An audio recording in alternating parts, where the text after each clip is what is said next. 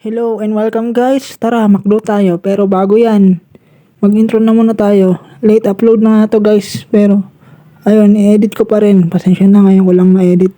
Ayun na, mag-intro na muna tayo guys.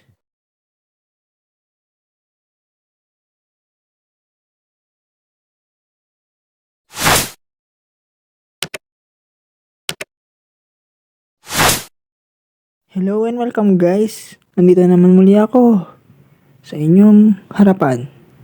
Samahan nyo nga kami ngayong araw na to. Ay, gabi na pala. Sa aming midnight snack, kumain kami ng McDo. Yung burger, yung malaki. Kalimutan ko na tawag dun. Lagi ko talaga nakakalimutan yung mga bagay-bagay. Hindi pa naman ako matanda masyado. Char. Sobrang saya pa niloko. Ayan sobrang saya niloko dyan Kumakain kasi kami ng McDo dyan. Ngayon hindi kami masyadong kumakain ng mga merienda kasi alam nyo na tipid-tipid naman. Ayan, makalat pa kumain. Ang gago. Pero ayos lang yan, at least kumakain, di ba? Kasi naman sa hindi kumakain, para naman tumaba ako. Mahirap naman kasi kung hindi tayo kakain. Kakatapos ko lang kumain ng burger sa mga oras na yan at medyo magpapahilan-hilan muna tayo ng ating kinain para ma-digest ng gusto. Mahirap naman kung matutulog tayo agad ng mga oras na yan, di ba? Video na ito, matagal na itong kinunan. Kaso lang, wala akong time sa pag-edit. Kaya ngayon ko lang na-edit siya.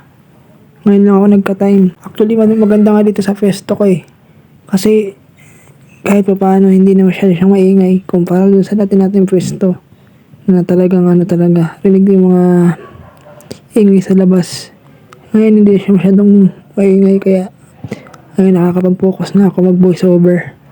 Dati kasi hindi ako nakakapag-focus mag-voice over dahil hindi kulog yung ating yung ating location.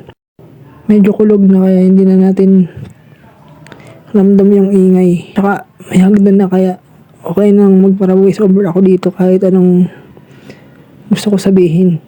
Sarap naman siya yung burger ng McDo. Actually, hindi ko naman masyado natitikman nung nasa province ako. Dito ko lang yung natitikman sa location namin ngayon. Kaya, yun, medyo tumaba tayo ng konti. Konti lang naman, pakiramdam ko lang naman tumaba tayo. Salamat sa inyong panonood. Huwag kakalimutang mag-subscribe, mag-like at para updated kayo sa mga bago nating uploads na video. Hanggang sa susunod guys, paalam! Enjoyin ko na tong kinakain ko. Kahit na mabilis tayo kumain.